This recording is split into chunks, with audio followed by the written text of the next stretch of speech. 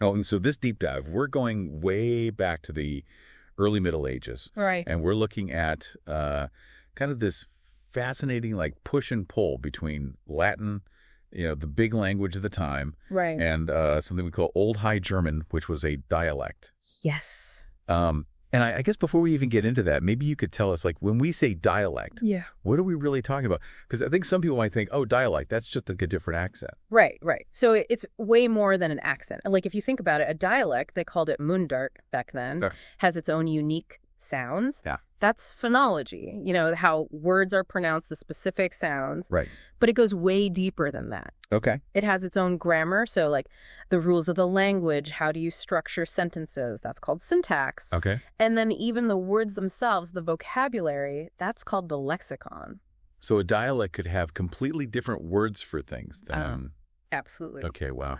Yeah, so it's like its own little world of language within a larger language family. So we're talking like serious differences here, not just like... Yeah, absolutely. Well, you say it with a funny accent. Right, exactly. And, the study of all this is called dialectology. Okay. And nowadays, it's really tied in with how language and society work together. That's where sociolinguistics comes in. Okay, so I guess to set the stage for you, our listeners, we're talking about this period where Latin was like the language, right? It was the language of power, the church, education. Oh, yeah. If you wanted to be anybody, you had to know Latin. Exactly. But then you had these people speaking Old High German in their everyday lives. Right. It's the language of the people, what they used at home, in the market, just daily life. And that kind of brings us to this really cool example we want to look at, the Mondsee Matthew Gospel. Yeah, this is a fascinating piece of history. So this was an attempt, a really early one, to translate the Bible. And we're talking specifically the Latin Vulgate that was like the Bible. Yeah, the authoritative version. Exactly, into this regional version of Old High German. And that's huge, right? Because you're taking this text that was seen as so sacred, so authoritative, and you're trying to bring it to people in a language they actually understand. So can you imagine being one of those early translators? Like, where do you even begin with a task like that? Right. It's mind-boggling. Because you're not just swapping out words, are you? You're dealing with, like, complex theology, ideas that might be completely foreign to someone who's never encountered them in Latin. Absolutely. And what's interesting is that they didn't just try to, like, water everything down or oversimplify it. Really? Yeah. I mean, you see evidence of them explaining things, paraphrasing, really trying to bridge that gap between the Latin concept and something that would make sense in Old High German. Which makes me think about how, like, if we read something today and we don't get it, we can ask someone or look it up online or whatever. Right. But back then, what was the process? Like, if someone was listening to this translation being read and they were totally lost, was there like a feedback mechanism? That's a really good question. And honestly, we don't have a ton of evidence of like direct feedback during readings where people are saying, hold on, what does that mean? And then they change the text on the fly.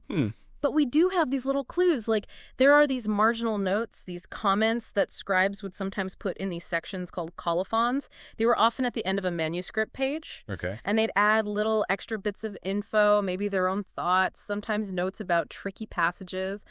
And to me, those are gold. Really? Yeah, because they suggest that the translators were very aware that some of this stuff could be tough for their audience. They were thinking about comprehension, even if they didn't have people raising their hands and saying, wait, I don't get it.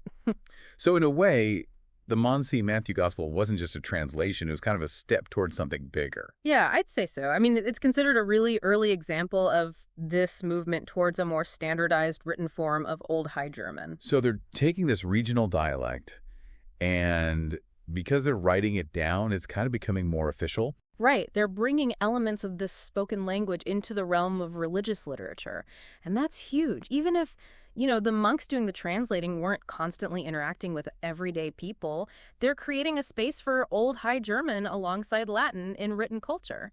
But it's not like this one translation suddenly created modern German as we know it, right? No, not at all. This was a process. And the Mondsee Matthew Gospel was an early step. Okay. It laid down some groundwork. Like, by translating from the Latin, they were making some of the earliest written standards of German visible. You start to see patterns, consistent ways of writing things. And I bet using their own language for something as important as the Bible had a big impact on how people saw themselves, their culture, their religion. Oh, absolutely. When you can understand these sacred stories in the language you use every day, it makes it so much more powerful. It's more personal, more relatable. Like hearing it in the same language you talk to your family in. Exactly. And it probably gave them a stronger sense of ownership over their faith and their culture. So yeah, this gradual process of incorporating Old High German, it really helped create a richer, more sophisticated linguistic culture. So the Mondsee Matthew Gospel, along with other early translations, they were like these crucial building blocks. Yeah, good way to put it. It's like you can't have the skyscraper without laying the foundation first. Right. And that brings us to this really interesting kind of tension, or maybe it's more like a dance between Old High German, the everyday language, and Latin, the language with all the authority. Yeah, it was a complicated relationship for sure. Because on the one hand, Latin was the language of the church, of education, of anyone with power. It has centuries of tradition behind it.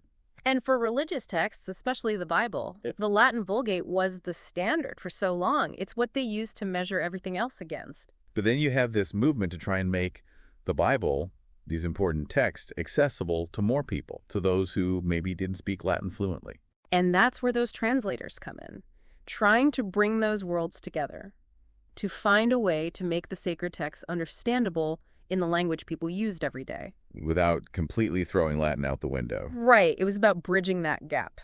And again, it makes you wonder, like, how did they know what worked? How did they know if their translations were really connecting with people? We don't have a lot of evidence for direct feedback happening during readings, like people stopping the reader and saying, "I'm confused, explain that better." Okay. But when they did encounter things that were difficult, they would often use explanations and paraphrases alongside the original Latin. Okay. And keep in mind, the initial audience was often the monks themselves, and they were probably more fluent in Latin than the general population.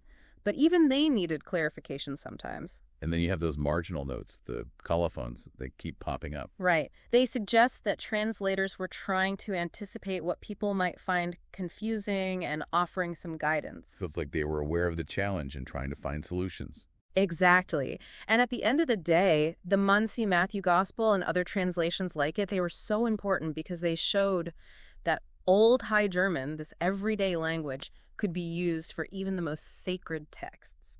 It kind of paved the way for everything that came after. Absolutely. Without those early steps, who knows how German would have developed as a written language? So thinking about all this, for you listening, we've really seen this crucial moment in linguistic history.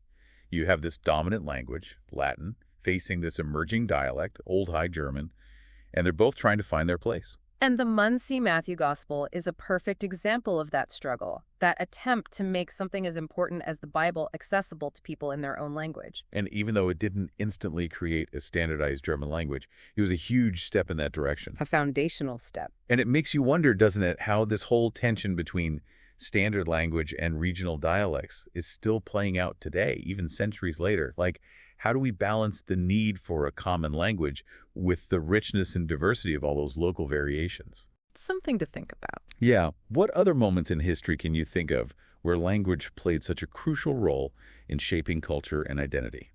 That's something to ponder for sure. Absolutely. And that wraps up our deep dive for today. Thanks for listening, everyone. We'll see you next time. See you then.